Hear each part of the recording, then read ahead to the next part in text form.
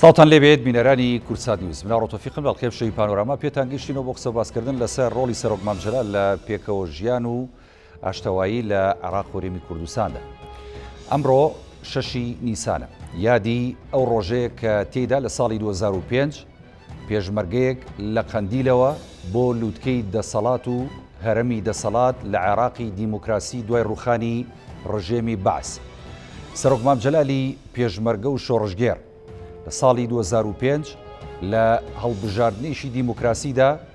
دەبێتە یەکەم سەرۆک کۆماری کورد لە مێژووی عێراق و لە مێژووی کورد و کوردستاندا. سەرۆک مامجەلال بە حکمت و شارەزایی و لێهاتووی خۆی توانی لە ماوەی دەسەڵاتی لە سەرۆکایەتی کۆمار سەرجەم نەتەوە و پێکاتەکان لە ژێرباڵی ئاشتی و دیموکراسی و تەباییدا ژیان بگوزارێن. عێراقی سەردەمی سەرۆک مامجەلال عێراقێکی تا ڕادەیەک هێمن و سەقامگیر لە ڕووی ئاشتەوایی و ئاسایش و ئارامەوە. هەرێمی کوردستانیش لە سایەی سەرۆک کۆماری سەرۆک مامجەلالدا بە تەواوەتی ئارام و هێمن و پارێزراو بوو. پەیوەندیەکانی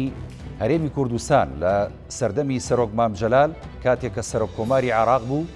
لەگەڵ عێراق، لەگەڵ دەرودراوسیەکان، لەگەڵ جیهان پەیوەندیەکی لەبار و دۆستانە و لە پێش بوو. سەرۆک مامجەلال تەنها سەرۆکی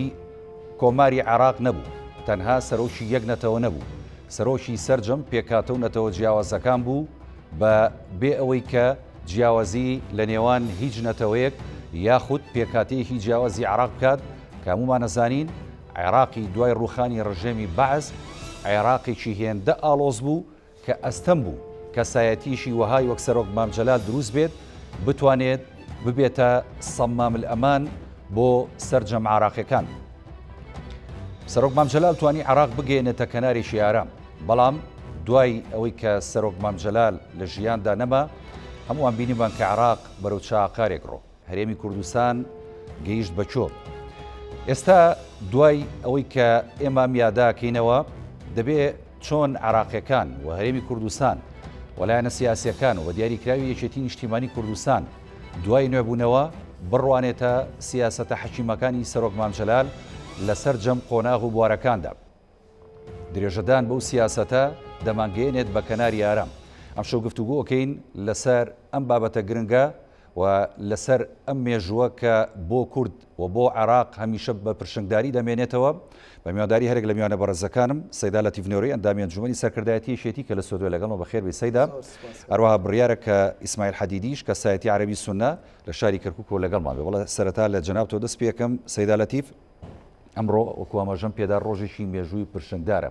ئێمە یادی ڕۆژێکەکەینەوە کە تێیدا پێشمەرگەیەک و کەسایەتیشی گەورەی کورد دەبێتە یەکەم سەرۆک کۆماری هەڵبژێردراوی عێراق لە دوای ڕژێمی بەعس. بۆم یادە جەنابەت چیڵیت. زۆر سپاس کە کاورێ ڕێز و سڵاو بوو بینەرانی بەڕێز. ئەمڕۆ دەتوانین بڵێن ڕۆژێکی هەم مێژوویە هەم نیشتیمانیە، ڕۆژێکی مێژوویە بۆ گەلی کوردستان و بوو هەموو گەلانی عێراق لەبەر ئەوەی وەکو گەلی کوردستان بوو یەکەم جار بوو کوردێک کە هەموو تەمەنی خۆی تەرخان کرده بوو لە پێناو بزوتنەوە ڕزگاری خوازی گەلی کوردستان و بەدەستێنانی مافەڕەوەکانی گەلی کوردستان و کەسێکی ئازادی خواز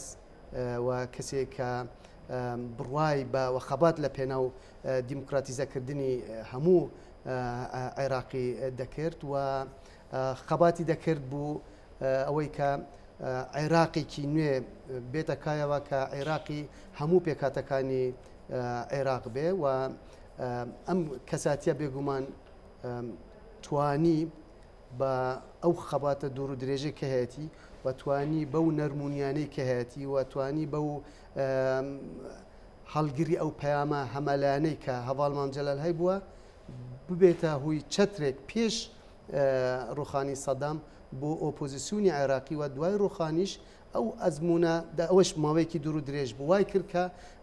هەموو پێکاتەکانی عێراق و هەموو ئەو هێزولانەی کە لە ئۆپۆزیسیۆندا دژی ڕژێمی بەس خەباتیان دەکرد متمانەی پتەویان بە سەرۆک مامجەلال هەبێ. بوو کورد ئەمە ڕۆژێکی مێژوویە کە کوردێک بەڵام بە دەنگی تەنها کورد نە، بە دەنگی هەموو پێکاتەکانی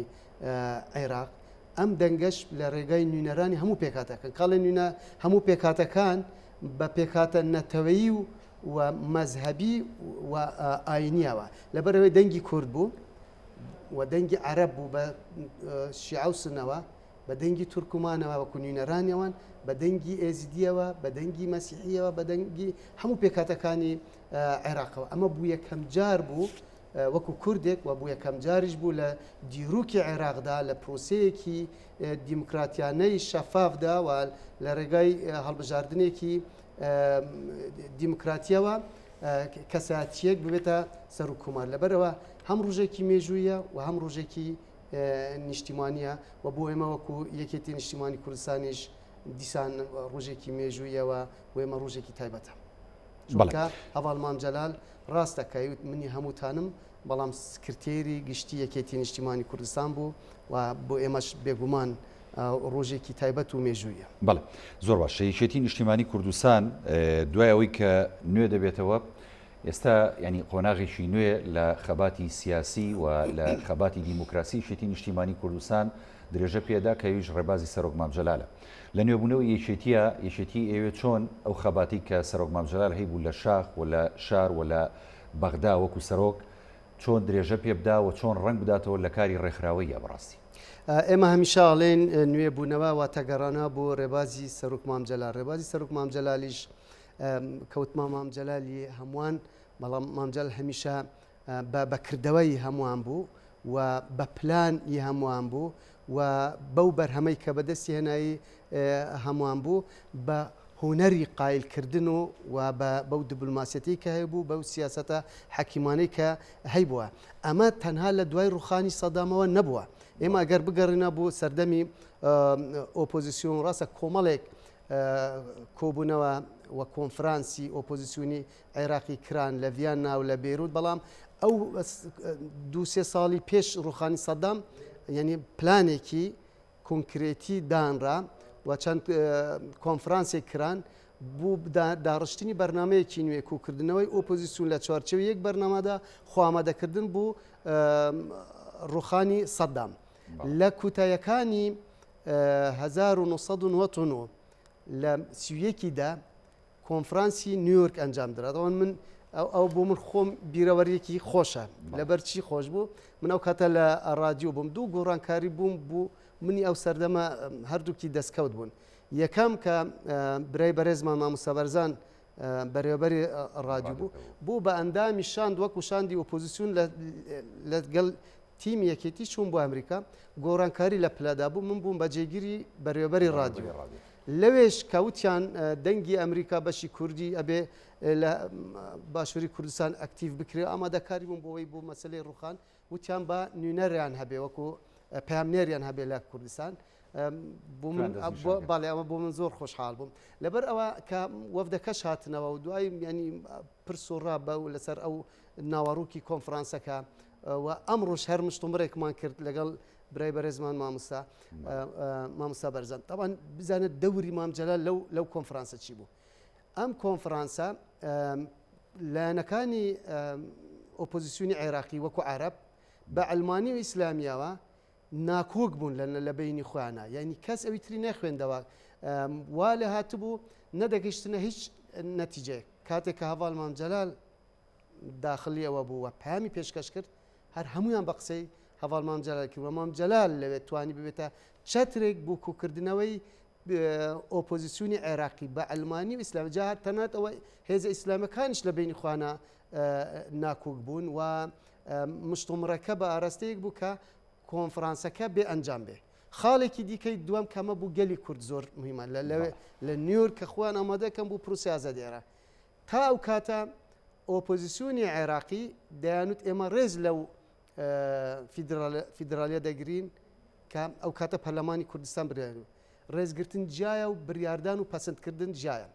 لەوێ هەواڵ مام جەلال وتی ئەبێ ئەم ڕێزگرتنە بگۆڕێ ببێتە ڕسمیات ینی بریار لەسەر بدرێەوە پەسەند بکرێ لە کۆنگرەی ئۆپۆزیسیۆندا نوێنەری سەرۆکی ئەمریکا بوو بۆ کاروباری ئۆپۆزیسیۆنی عێراقی و بەشێکی زۆربەی لایەنەکانی عێراقیش وتیان ئەمە کێشەمان بۆ دروست دەکا ئەمە هێشتا ینی خەڵکی عێراق پێکاتەکانی عێراق تەفاهمی ئەمانەکەن و نیگەرانیەکی وڵاتانی ئیقلیمی بە تایبەتی هەندێک وڵاتانی عەربی و نوێنەری ئەمریکا باسی سعودیە کروتی بەمە زۆر نیگەران دەبن. بزانە لێرەدا هوەری قایلکردن و دەوری دیبلۆماسی سەرۆک مام جەلال هەڤاڵ مام جەلال بە نوێنەری سەرۆکی ئەمریکا وتی تۆ چۆن کە نوێنەری وڵاتێکیت ئەو وڵاتێکی فیدرالیە تۆ وا قسە بکەیت کە فیدرالیەت کێشە دروست بکە. ینی بەم قسەیە نوێنەری ئەمریکا لە هەڵوێستی خۆی پاشگەز بووە. ئەینجاوتی ئەم فیدرالیە ئەمە نییە بڵێن بوونەتەوە، ئەمە بوو ناوچەیەکی جوگرافی دیاری کراوە لەو ناوچەیە کوردی لێیە، عەرەبی لێیە، تورکمانی لێیە، مەسیحی لێیە، بەڵام ناوی کوردستانە کەواتە فیدرالی بوو کوردستانە بوو کورد بە تەنیا نیە. بە ئەمەوە شەرحێکی فیدرالی و دەستکەوتەکانی فیدرالی و باسکردنی چەندین وڵات کە سیستمی فیدرالیان هەیە بەمە ئەوە چەسپی، ینی لەم سەروبەندی ڕوخانی سەدام ئەمە دەستکەوتێک بوو بۆ گەلی کوردستان، بەڵام دەستکەوتێکیش بوو بۆ هەموو عێراق و ئەمە بناغەیەکیش بوو، دانانی بناغەیەک بوو بۆ عێراقی نوێ دوای ڕوخانی سەدام. ئێمە بەڵێ ئەبێ ئێمە بگەڕینە بۆ ئەو مەبدەئی ئەو ئەمەی کە هەڤاڵ مام جەلال پەیڕەوی دەکرد، ئەو سیاسەتە نەرمونیان و حەکیمانە و ئەو ڕۆڵە دیبلۆماسیەی سەرکەوتوانە و ئەو هوەری قایلکردنی لایەنەکانی بەرامبەر نەک یەکلایەن. ئەمە بۆ نیویۆرک و دوای ئەوە ساڵی 2002 دیسانەوە کۆنفرانسێکی دیکە کرا لە بریتانیا بە هەمان شێوە مشتومڕێکی تر هاتە کایەوە. لێرەشدا هەڤاڵ مام جەلال جارێکی دیکە بوو بە چەتری کوکردن هەموو لایەنەکان. ئەمەی بریتانیا زەڵمە خەلیزادی لێ بوو، زەڵمای لە حزوری ئامادە بووان. طبعاً ئەمەی ئەمریکا وەکو کورد وەکو سەرکردا باڵەکان هەڤاڵ مام جەلال بوو، ئەوەی پارتی و شەرزێباری هاتبوو. ئەمەی بریتانیا کە زەڵمە خەلیزاد بەو شێوازە دەوری هەڤاڵ مام جەلالی بینی و دەیتوانی هەمویان کۆ بکاتەوە و هەمویان قایل بکە، وتی تۆ شایستەی بی بە سەرۆکی عێراق و دەبی بە سەرۆکی عێراق. ئەمە هێشتا سەدام نەڕوخا بوو ساڵێک بەر لە ڕوخانی سەدام حوسێن و ئەمە تەوان ئەم سیاسەتە هەر بەردەوام بوو تا سەردەمی ڕوخانی سەدام. لە دوای ڕوخانی سەدام پرۆسی ئازادی عێراق ئیتر کۆمەڵێک ینی تەوەرەکان فرەتەوەر دەبن. یعنی تو دێت ئەڵێ هەڤاڵ مام جەلال و دیبلۆماسیات، هەڤاڵ مام جەلال و پێکهاتەکان، هەڤاڵ مام جەلال و فیدرالی، هەڤاڵ مام جەلال و پشو درێژی، هەڤاڵ مام جەلال و ژنان، هەڤاڵ مام جەلال و هێورکردنەوەی ئەو گرژیانەی ئەو دابڕانەی عێراق لەگەڵ وڵاتانی ئیقلیمی، هەڤاڵ مام جەلال و پاراستن و فەرهەمکردنی مافی گەلی کوردستان لە باشن و هەڤاڵ مام جەلال و هەوڵدان بوو چارەسەرکردنی پارچەکانی دیکەی کوردستان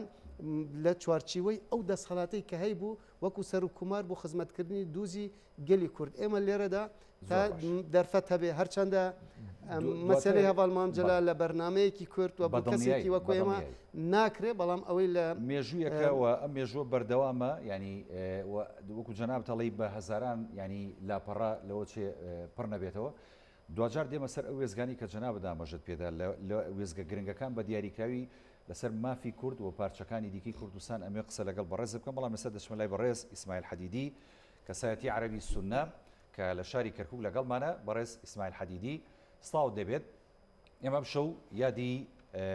مێژوویەک دەکەینەوە کە ئەویش مێژووی پرشنگداری عێراق و کوردستانە بەوەی کە کەسایەتیەکی شۆڕژگێڕ و پێشمەرگە لە 6 نیسانی ساڵی 2005 لە پرۆسەیەکی دیموکراسی دەبێتە سەرۆککۆماری عێراق کە ئەویش کوردێکە،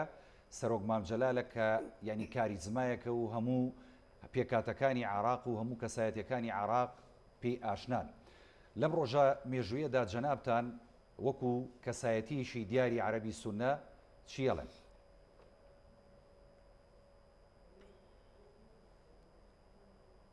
شكرا لكم. سپاسان ئەەکەم و سپاسی میوانە بە ڕێزەکەشت ئەەکەم کە لە ستۆدیۆ لە گەڵتانە من لە ڕاستیدا من ئەو ڕۆڵەی مام جەلال بەرز ئەنرخێنم و لەگەڵ قسەکانی میوانە کەشتان لە ستۆدیۆ کۆکم و هاوڕام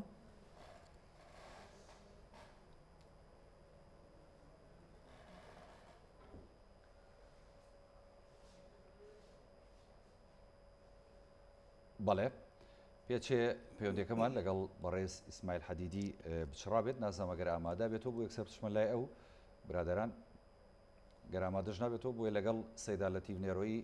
بەردەوام باش زۆر باشە لەگەڵ ناچارم بێمە لای بەڕێزی سەیدا لەتیف نێرۆی چکە پەیوەندەکەمان لەگەڵ بەڕێز ئیسماعیل حەدیدی بچڕاب ئەو ێزگە گرنگەی سەرۆک مام جەلال لە ڕابردوو کاتێکە لە شاخ و لە شۆڕژگێڕی و لە خەباتی دیموکراسی لە هەرێمی کوردستان درێژەی پێدا و کاتێکیش کە دەچێتە لووتکە و هەرمی دەسەڵات لە عراقی دیموکراسی دوای ڕوخانی ڕژێمی بەعز بە دیاریکراوی لەسەر سیاست و مامەڵەکردن لەگەڵ مەسەلەی کورد لە پارچەکانی دیکەی کوردستان ئەمێ ئەوە باس بکەین دیارە ڕۆڵی سەرۆک مام جەلال ڕۆڵێکی گرنگە بە دیاریکراوی لە تورکیا لە باکووری کوردستان لە ڕۆژهەڵات بە هەمان شێوەش لە ڕۆژاوا کە ئەمە هەمووی دیارن و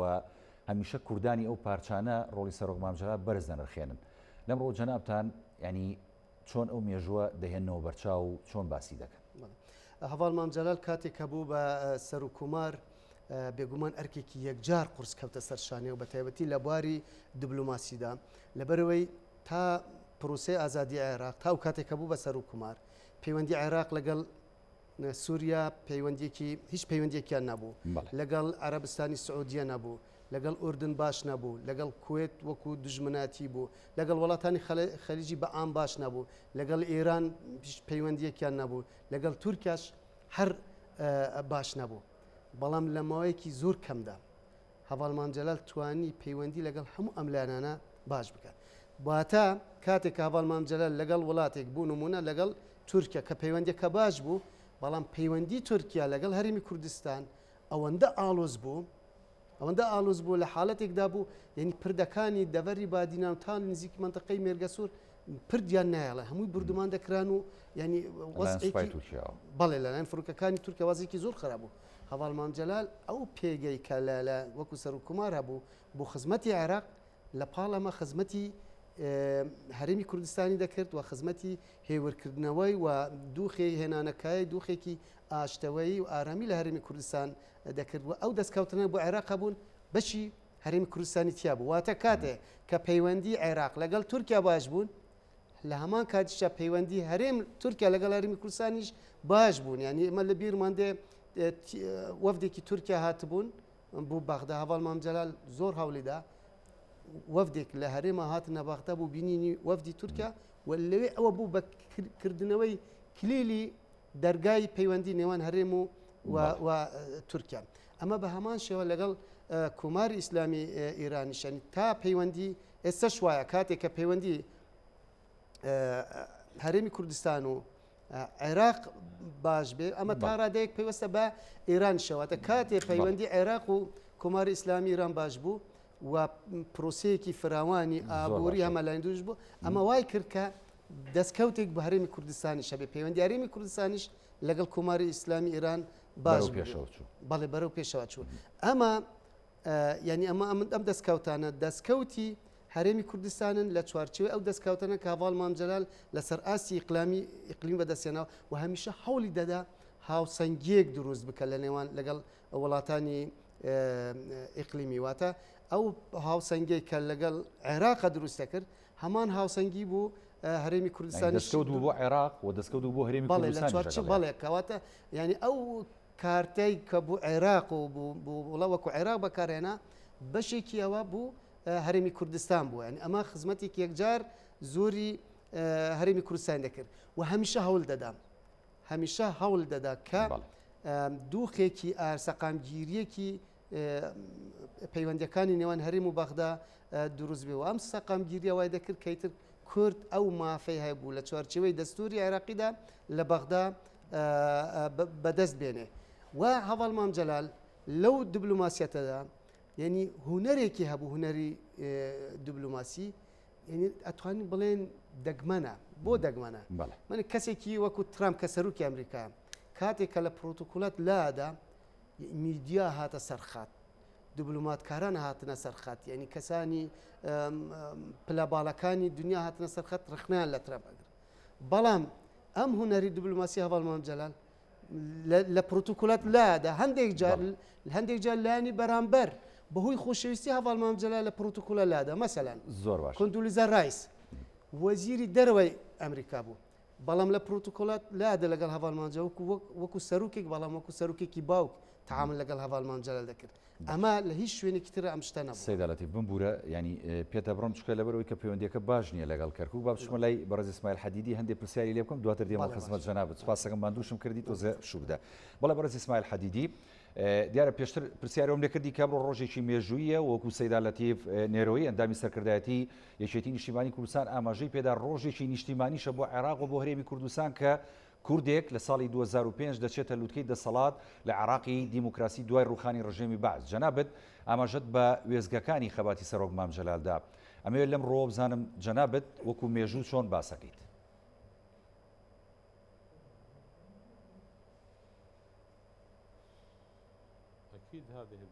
بێگومان ئەمە بیرەوەریەکی گرنگە لە ژیانی ئێمەدا هەروەک وتم بەڵێ پێچە پەیوەندەکەمان باش نەبێ بە هیچ شێوەیەک لەگەڵ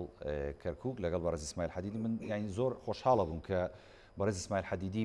بیتوانێت قسەکانی بگەێنێ پەیامەکانی بگەێنێ چونکە بەڕێز ئیسماعیل حەدیدی یەکێک بوو لەو کەسایەتیە سونانەی کە لە ترۆپشی ناکۆچیەکانی نێوان سونە و شیعە یعنی یەکێک بوو لەو کەسانی کە زۆر نزیک بوو لە سەرۆک مام جەلال و هەمیشە سیاسەتە حەکیمەکانی سەرۆک مام جەلال لەو سەردەمانەدا ینی بەهانای هەم سونە دەهات لە ناوچەکانی سونەنشین و بە تایبەتی لە کەرکووک و بەتەنگ ئەو ناکۆچیانەشەوە بوو کە ڕویان ئەدا لە ناوچە ئاڵۆزەکان و لەو ناوچانی کە کێشەی زۆر لەسەر بوو و هەمیشە بەڕێز ئیسماعیل حەدیدی یەکێک بوو لەو کەسایەتیانی کە ڕۆڵی سەرۆک مام جەلالی لە مێژوو و لە ڕابردوودا بەرز نرخاندووە و کەسایەتیشی نزیکیش بوو لێ بۆیە ینی مەبەستمان بوو کە ئێمە قسەی لەگەڵکەین بەڵام بەداخەوە پێچێ ئەنتەرنێت باش نەبێت لە شاری کەرکووک بەڵێ سەیدا بمبورە ناچارم کە تۆمان دوور بکەم لەگەڵ جەنابەت بەردەوام بین چکە وەکو جەنابیش تەڵێ ئەمڕۆ ڕۆژێکی مێژووی و ڕۆژێکی نیشتیمانیشە چکە ئێمە دەبێ شانازی پێوە بکەین و فەخری پێوە بکەین کە کاریزمایەکی وەکو کەسایەتی سەرۆک مام جەلال ئێمە قسەی لەسەر بکەین وەکو جەنابیش دووتێ بە بەرنمەیەک و بە سەدەها بەرنامە لەوەچێ ڕۆڵی سەرۆک مام جەلال ئێمە نەتوانین بەرجەستە بکەین ئەگەر بێمە سەر ڕۆڵی سەرۆک مام جەلال لە ڕابردوو بە تایبەتی لەو سەردەمانی کە شەڕی تایفی لە عێراق گەیشتە لووتکە سەرۆک مام جەلال بۆ هۆکارێک بۆ ڕەوینەوەی ئەو ترسۆڵە ڕاوچەیە کە لە نێوان پێکاتەکانی عەرەب هەبوو بە تایبەتی سونە و شیعە کە ینی ئیتر کارگەیشتە ئەوەی کە لە کۆڵانەکانی بەغدا و شارەکانی دیکەی عێراق شەڕی دەستەویەخە کوشتنی یەکتری هەبوو سەرۆک مام جەلال لەو کاتە ناونرا سەمام الئەمان بۆ عێراقیەکان ئەمەوێ لەسەر ئەمە جەنابەت ینی کۆمنتت هەبێ بەڵێ وڵا بەداخەوە مامۆستا ئیسماعیل حەدیدی بەڵێ ینی دەرفەت نەبوو پێکەوە بەشدار بین کەسێک بوو دوستی سەرۆک مام جەلال بوو و لە هەمان کاتیشە دوستی گەلی کوردیشە سڵاو ڕێزمان بۆ هەیە ینی ئەکید ئەو باسی کەرکووکی دەکرد هەواڵ مام جەلال یعنی هەمیشە کە باسی کەرکووکی دەکرد ئەویت وەکو نەشتەرگەری مێشک وایە یعنی هەواڵ مام جەلال کە سەر و کومار بوو بەڵام کورد بوو کە هاتە کەرکووک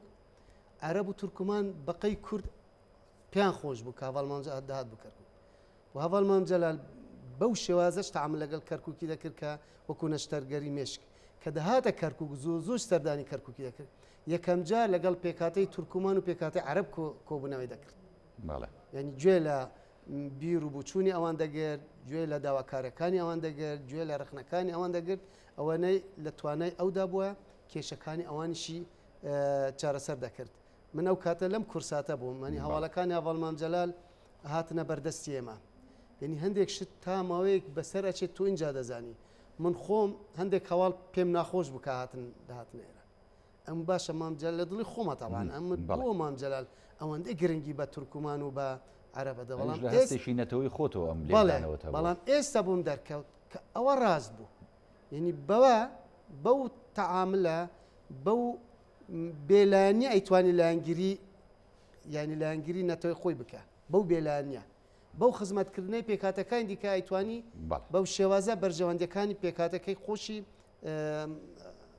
بیپارێزێت ئەمایە کاڵێن بورە پێ دەبڕم ئامادەیە با بچینەوە لای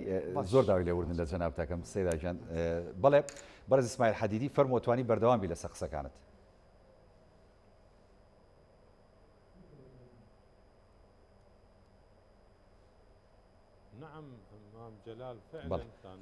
مام جەلال بەڕاستی هەروەکو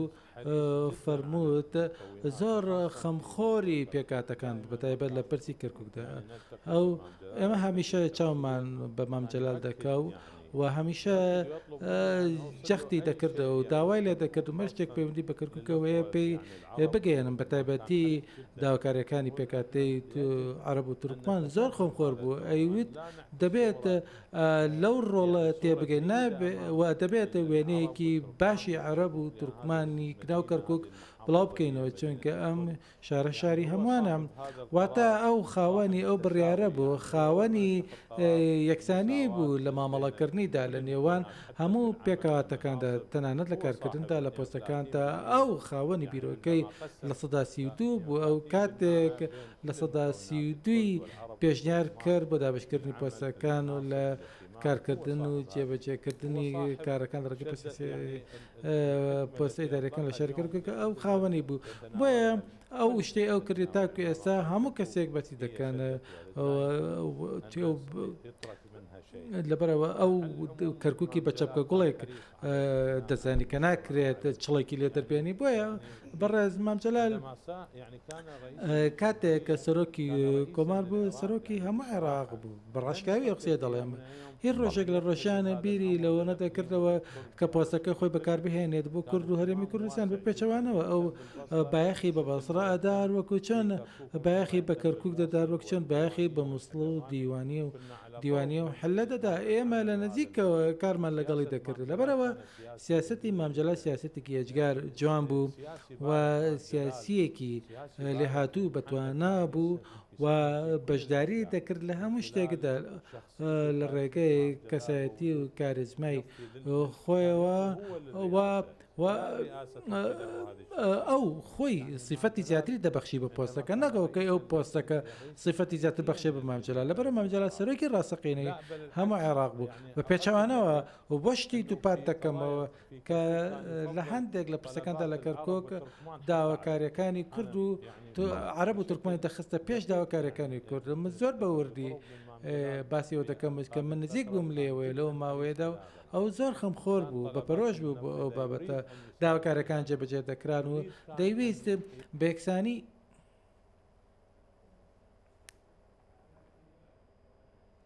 بەڵێ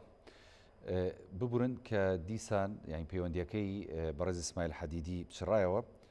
ڕووی ئینتەرنێت خەجاڵەت بێت لە شاری کەرکووک سپاس بۆ بەڕێز ئیسماعیل حەدیدی سەیدا لەتیف نێروی دووبارە یەمۆ لای جەنابێت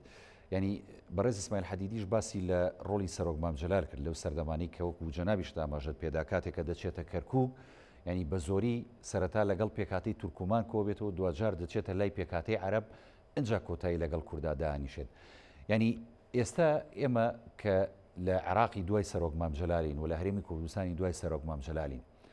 فراقی سەرۆک مام جەلال یعنی دڵنیاین کە پڕ نابێتەوە ئەتوانین بڵین دوای سەرۆک مام جەلال ئەم مەسەلانە بەچی گەیشت من ئەگەر مەجال هەبێتتر هەواڵمانجا کە گرنگی بە داواکاری تورکمانەکانی کەرکووک ئەدا گرنگی بە داواکاری عەرەبی ڕەسەنی کەرکووک دەدا ئەمە بووچی تەوام نەکرا بوو خزمەتە بوو بۆ کورد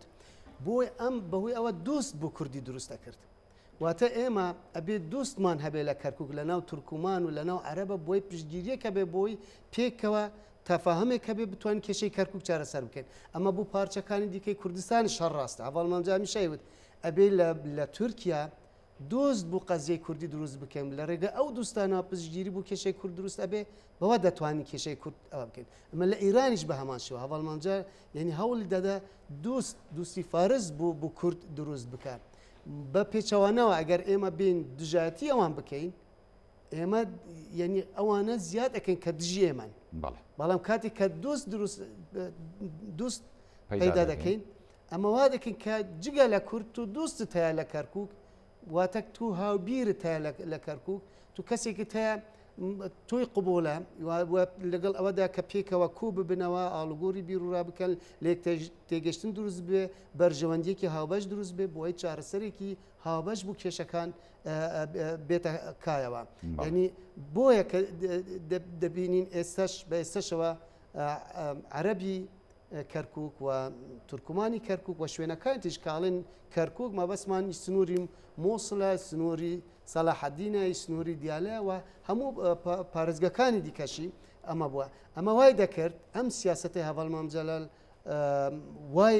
دەکرد کە ئەوەی لە کەرکووک ئەو کاتە عەرەبی کەرکووک و تورکمانی کەرکووک بوو چارەسەرکردنی کەرکووک پێمان خۆشە یەکێتی دەوری هەبێ یان ئەگەر یەکێتی بێتە پێشەوە بوو چارەسەرکردنیان کێشانە ئێمە قبولمانە بە تایبەتی ئەگەر هەڤاڵ مامجەلال و هەڤاڵ مامجەلال کۆمەڵێک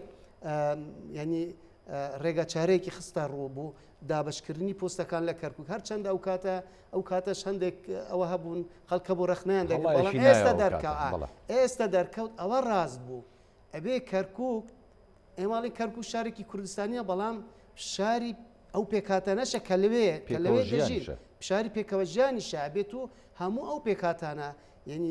بیر لەوانیش بکەیتەوە داواکاریەکانیان مافیان پشکیان بۆی ئەوانیش تویان قبول بێ بەرنامەی توی قبول بێ و لەگەڵ توە بژیت لەبەر ئەوە ئێمە ئەبێ بگەڕینە بوو هەمان ڕێباس و هەمان سیاست و خۆشببختانە ئێستا یەکێتی سوورە لەسەرێ بگەڕێتەوە سەر جێبەجێکردنی هەمان سیاست بینیمان ئەم دانوستانەی کە لە نێوانشان دیارێم و باغداکرا یەکێتی دەوری سەرەکی هەبوو و پشوویەکی وەکو حیزب پشوویەکی پشوو درێژێکی وەکو سەرک مامجەلال هەبوو و وەکو تیمی ئێمەش لە شاندی دانوستان کرد بە هەمان شێوە پشوو درێژێکی وەکو سەرک مامجەلال هەبوو و سەردانی هەواڵان هاوسەرکانی یەکێتیش بوو بەغدا بە هەمان شێوە ئەمەیە گرتنەبەری ڕێژکەی ڕێبازی هەواڵ مامجەلال بۆ دروستکردنی پەیوەندیەکی سەر لە نوێ پەیوەندیەکی تەندروست لە نێوان هەرێم و بەغدا و بوو چارەسەرکردنی ئەو کێشانەیە کە لە نێوان هەرێم و بەغدان لە چوارچێوەی دەستوری عێراقیدا بۆ ئەوەی سەقامگیریەک لە پەیوەندیەکان بێتە کایەوە ئاساییبوونێک لە نێوان پەیوەندەکان بێتە کایەوە ئەم ئاساییبوون و سەقامگیری پەیوەندیەکان ڕنگ ئەداتەوە لە ناو هەرێمی کوردستان و سەر لە نوێ هەموو ئەو قەیرانانە کە بەروکیانمی کوردستانی گرتەوە ڕوو لە چارەسەر دەچێت هەر لەسەر ینی مەسلەی دەستور و چەسپاندنی مافی کوردەوە دیاریکراوی لەسەر کەرکووک ئەنی بینیمانێمە لە ڕابردوو کاتێک کە دەستوری عراقی دەنووسێتەوە بە پێداگری سەرۆک مامجەلال و بە هەوڵی سەرۆک مامجەلال ینی مادی 140 جێگیرێک هەیە دوجاری ژانی هەر بە هەوڵی سەرۆک مامجەلال ینی هەندێک یاسای دیکە دەردەکرێت بە دیاریکراوی بۆ شاری کەرکووک لەو سەردەمانەش داوکو جەناب دامەژت پێدا ینی سەرۆک مامجەلال چەندین نەخشەڕێگەی پێشکەش کرد بۆ چارەسەرکردنی کێشەکانی کەرکووک و لە نێوان پێکاتەکانە بۆی هاوسەنگی و تەبایی هەبێت لەو سەردەمانەدا قەزی کەرکووک زۆر چۆ پێشەوە مادی 140 ئەگەر بڵین لە 150 جێبەجێ بوو ینی بە دڵنیای و دەڵین وایە ئێستا ینی هۆکارەکانی پاشەکشێکردنی قەزیی کەرکووک لەلایەن کورد و سەرکردایەتی کورد بۆچی دەگەڕێتەوە بۆ فراغ و نەمانی سەرۆک مامجەلال یا چی هۆکاریشی دیکە هەیە ئەو کاتێک کە هەڤاڵ مامجەلال سەر و کومار بوو کە ئاماژەت پێداوتی کێ ئەوەی ینی نەکرد ناکوکی و دابڕان بەڵکو شەڕی تایفی لە عێراقدا هەبوو ناوچە دابڕێنراوەکان ڕاستە تیروستانی قاعدە کردەوەی تیروستیان ئەنجامەدا بەڵام وەکو عێراق ئارامترین شوێن بوون وەکو عێراق خانەقین ئارامترین شوێنی پارێزگای دیالا بوو دۆست خورماتوو ئارامترین شوێنی پارێزگای سەلاحەدین بوو کەرکووک ئارامترین پارێزگای عێراق بوو و مەخمور تا دەگاتە دەشتی نینەوە بەرەو شنگال ئارامترین شوێنی پارێزگای نینەوە بوون کەوابێ ئەمە هەر لە خۆڕاییە نەبوو ئەمە ینی هێزێک هەبوو ئەمە عەقلێک هەبوو ئەمە سیاسەتێک هەبوو ئەمە پلانێک هەبوو کە ئەم وەزعە بەم شێوازە بوو وەکوتم کردەوەی تیروستی ئەنجامەدران بەڵام شوێنەکانی تر شەڕی تایفی بەبەردامی هەبوو شوێنەکانی تر تیروستان چەندی شوێنیان داگیر دەکرد شوێنەکانی دیکە بە ڕۆژانە تەقینەوە و دەیان یان چەندین کردەوەی تیروستی و خوکوژی ئەنجام دەدەن ئەمە ئەو سیاستە بۆی کە جەنابەت باز دەکرد ئەو هەوڵانە بوون کە هەواڵ مامجەلال لەگەڵ هەموو پێکهاتەکان جار هەواڵ مامجەلال هات لە پێکهاتی ئێزیەوە تایبەتمەندیەکی ڕاستە ئەمە بەشێکی ڕەسەنی گەلی کوردن بەڵام وەکو ئاین تایبەتمەندی خوانیان هەیە هەواڵ مامجەلال لێوە گرنگی باواندا بە تایبەتی شنگال زۆر شوێنێکی وێران کراو بوو و فەراموش کراو بوو هات دوو ڕاوێژکاری ئێزدی لە سەرۆکاتی کۆمار دانران هات قاعەیەکی تایبەت بوو مەراسیمە ئاینەکان لە تەنشت مەزاری شێخ شەرفەدین لەسەر شاخی شنگال دروست کرا هەندێک گرنگی دیکە بەوان دران دامەزراندنی من ئەمە زۆر جار باسم کردووە بەڵام ئەمە گرنگە دامەزراندنی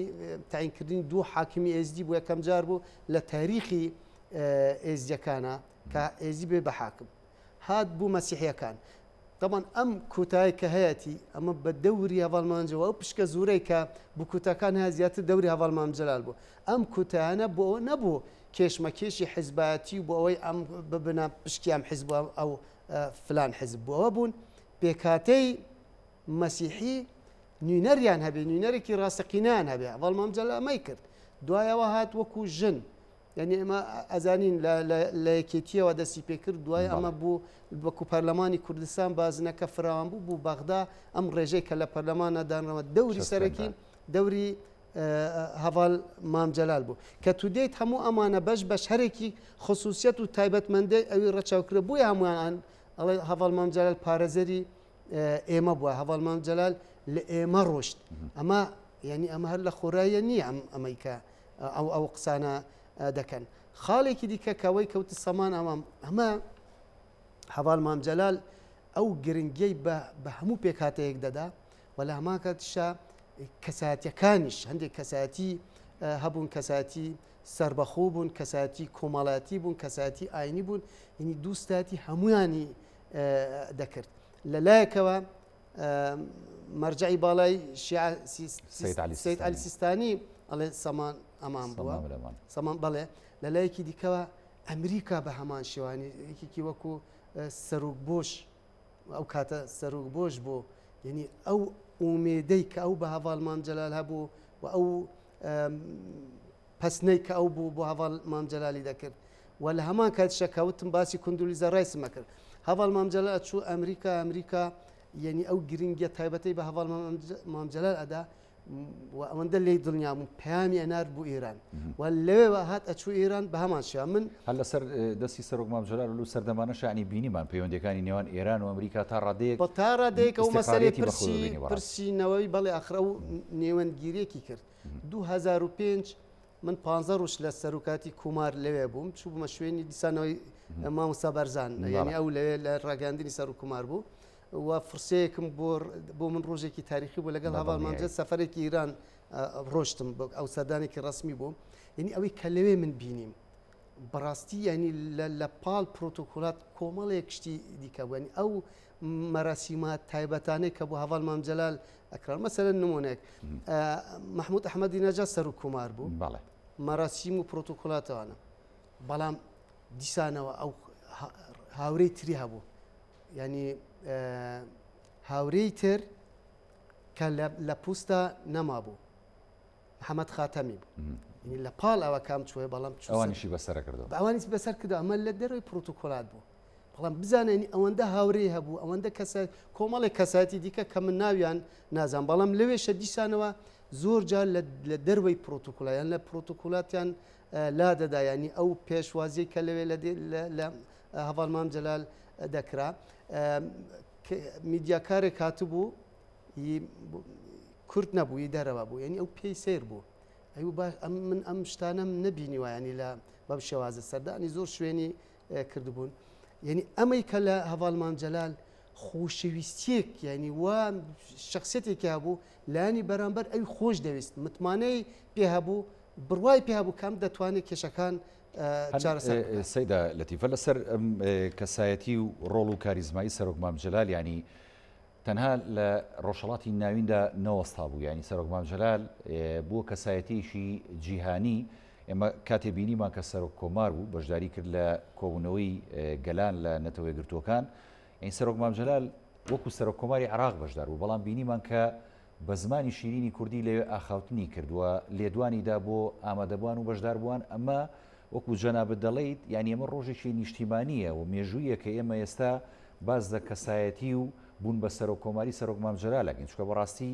ڕاستە لە دنیادا دەنگی کورد بیستراوە، بەڵام بۆ یەکەم جار بوو لە ناوەندێکی نێودەوڵەتیە کە نەتەوەی گرتوەکان و ئەنجومەنی ئاساییشە بە زمانی کوردی لەلایەن سەرۆک کۆماری عێراق و قسە بکرێت. بۆ مایان جەنابەت چۆن؟ بەڵێ وەکو ینی وتم هەواڵ مامجەلال هونەری قایلکردنی هەبوو و هەمیشە خاوەن پەیامێک بوو، ئەم پەیامە پەیامێکی کاریگەر بوو، ینی لە نیویۆرک کاتی ئەو وتەی پێشکەش کرد چەند جارێک چوو ساڵانە ئەو کۆنفرانسایە، یعنی هەموو جارێک کە پەیامەکەی ئاراستە دەکرد دەبوو بە جێگای گرنگی پێدانی میدیای جیهانی و میدیای عەرەبی و میدیای عێراقی و جگە لەمە لەو کۆبوونانە لەسەر ئاسی لووتکەی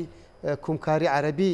دەکران بە هەمان شێوە، ینی ئەو وتارەی کە هەواڵ مامجەلال پێشکەشە کرد وەکو سەرۆک کۆماری عێراق، ینی وتارێکی بژاردە و کاریگەر بوو لەسەر ئاستی جیهانی عەرەبی. ئەمە یعنی ئەوە بۆ توانا و هێزی عێراقی ناگەڕێتەوە، ئەمە بۆ خودی خۆی دەگەڕایە، بۆ توانای خۆی، بۆ معریفەی خۆی، بۆ هونەری دیبلۆماسی خۆی و بۆ ئەو خەباتە دوور و درێژەی کە هەیبووە و بۆ ئەو پەیوەندیە فراوانەی کە هەبوو لەسەر تەنها لەسەر ئاستی سیاسی نەبوو، لەسەر ئاستی ڕۆشنبیری هەبوو، لەسەر ئاستی میدیای هەبوو، لەسەر ئاستی بەڵێ کۆمەڵاتی پەیوەندێکی زۆر فراوانی هەبوو بە قسە خۆشەکانی خۆی بە ئەو نکتانەی کە کۆبوونەوەکانی گەرم و گورد دەکرد بەوە هەبوو. هەر ئەمەشی وای کرد لە مەسلەی ئامادەکردنی دەستوری عێراقیشە، یعنی ئەو پش و درێژەی ئەو هەبوو، ئەو تەحملی ئەو هەیبوو، یعنی بەشێکی سەرکەوتنی ئەو پرۆژە گرنگە بۆ هەواڵ مامجەلال دەگەڕێتەوە. ینی هەندێک هەواڵ لەگەڵ هەواڵ مامجەلال لە بەغا هاتناوت ئێمە تەحملی ئەوێ ناکەین، یعنی ئەو تەحملەی ئەو هەیبوو لەوێ و وای دەکرد هەموو کۆبوونەوەکانیش لە شوێنی خۆی نەبوو، یعنی یەکێکیان کە تەحافزی هەبوو یان نیگەرانێک هەبوو بۆ ڕۆژی دواتر ئەیوت مەسەلەن ئەم ئێوارەیە کۆبوونا لە ماڵی عەلاویە، ئەم ڕۆژە لە ماڵی عەبدولعەزیز حەکیمە، ئەم ڕۆژە لە ماڵی مالیکێتر، بەو شێوازە ئەوەیە کرد و بەم نەرمونیانە بەم بیرکردنەوە فراوانە و بەم پش و درێژە وای کرد کە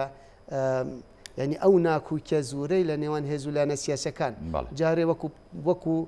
پلان و داواکاری خواستی نەتەوەی جگەلەوە وەکوی مەسلەی مەزهەبی و لە هەمان کاتیشە ئەوەی کە پەیوەست بوو بەلایانی ئەلمانی و بەلایانی ئیسلامی تو چۆن بتوانی دەستورێک ئەوە بکەیت ببێتە جێگەی ڕەزەمەندی هەردوو لا. ئەمە هەواڵ مامجەلال دەورێکی یەکجار زۆر هەبوو لەو بوارەدا، وەکو پێکهاتەکانیش ئاماژەم بەوەدا، یعنی تو بزانە ئەو کاتێک هەواڵ مامجەلال لە بەغدا بوو ڕاستە شەڕی مەزهەبی هەبوو و لە هەمان کاتیشە تیرۆستانیش بە بەردامی تەقینەوەی خۆکوژیاوە، بەڵام مەسیحەکان تا ڕادەیەک لەوێ پارێزرا بوون، کەنیسەکان تا ڕادەیەک ئەوەتر بوون، ینی پارێزراوتر بوون، هەرچەندە هەر هەوڵ دەدراوە بێ، بەڵام کە وەزە کەوالی هات بزانە ئێستا مەسیحی لەوێ هەمویان کۆچیان کرد. ئەمە بۆ ئێزدیەکانیش تا هەر ڕاستە، بۆ ئێزدیەکانیش وەکو ئێزدی و ئەڵێم بەشێکی ڕەسەنی نەتەوەی کوردن، بەڵام وەکو خصوصیت و تایبەتمەندی ئاینی، یعنی بزانە ئێزدیەکان ئێستا وەزیان چی لە هاتووە. ئێزدیەکان ئێستا زیاتر لە 100,000 کەس ئاوەرەن لە ئەڵمانیا و لە وڵاتانی ئەوروپا و ئێزدیەکان بەشێکی زۆریان ئاوەرەن لە هەرێمی کوردستان. مانەوەی ئێزدیەکان بەم وەزعەوە و کێشەی کەماوەتی تەنانەت مەترسیە لەسەر خودی ئاینەکەشان. زۆر باشە ئەمە وای کردووە، ئەمە جاران بووە هەواڵ مامجەلال نەیدەهێشت وازی ئێزدیەکان بەو شێوازە لەبێ، تەنانەتی مەسیحەکانی شەنی پرۆژەی دەبوو، پلانی دەبوو بۆ چارەسەرکردنی کێشەکانیان. ئێمە وەکو دواپرسیار وەکو یەکێتی نیشتیمانی کوردستان، وەکو هەرێمی کوردستان، وەکو عێراق چۆن دەتوانین درێژە پێدەری ئەم خەباتە دیموکراسی و پێشکەوتنخوازی و دۆستایەتی و یەکسانی نێوان هاوڵاتیان کە سەرۆک مامجەلال پەیڕەوی کرد بەردەوام بین، بەڵام ئەگە بە کورتی سەقامگیری هەمەلانی لە هەرێمی کوردستان، سەقامگیری ئیداری، سەقامگیری سیاسی و باشترکردنی خزمەتگوزاری لە هەرێمی کوردستان ئەگەر ئێمە بمانەوێت گەشەی پێ بدەین ئەبێ بگەڕێ بە هەمان سیاست ئەویش دروستکردنی پەیوەندیەکی هاوسەنگ لەسەر ئەساسی بەرژەوەندی هاو باش لە چوارچێوەی دەستوری عێراقیدا لەگەڵ بەغدا بەمە دەتوانین خزمەتی خەڵکی کوردستان بکەین و لە هەمان کاتیشە سوود لەو عێراقە دەبینین کە عێراق وردە وردە وەزعی بەرەو باشتر دەچی دەبینین ئەوە پەیوەندەکانی لەگەڵ وڵاتانی خەلیجیش باشتر بووە و خۆی ئامادە دەکە بۆ هەڵبژاردن لە بەتەکیید هەندێک گۆڕانکاری دێنە پێشەوە ئەبێ ئێمە سوود لە وەزع ببینین نەکوا بکەین کە زەرەرمان دەبین ئەمەش بەوەش دەکرێت ناوماڵی خۆمان ڕێک بخەین بەڵام ڕخسین ناوماڵیش دیسانەوە پێویستی بە هاوسەنگی هەیە و بە شەراکەتێکی حەقیقی ڕاستەقینە دەست خۆش زۆر سپاس بۆ بەڕێز سەیداڵەتی ونێڕۆیان دامێنجومەنی سەرکردایەتی شێتی کە لە ستۆدیۆ لەگەڵ مابووی سپاس دەکەمەوە سپاس بۆ بەڕێز ئیسماعیل حەدیدی کەسێتی عەربی سونە کە نەمانتوانی لە شاری کەرکووکە و لەگەڵیا درێژە بدەین بە گفتوگۆکانماندا لە بەرنامەی پانۆراما بەڵێ بینەرانی بەڕێز ئەڵخێم شەوی پانۆراماتان پێشکەش کرا خواتان لەگەڵ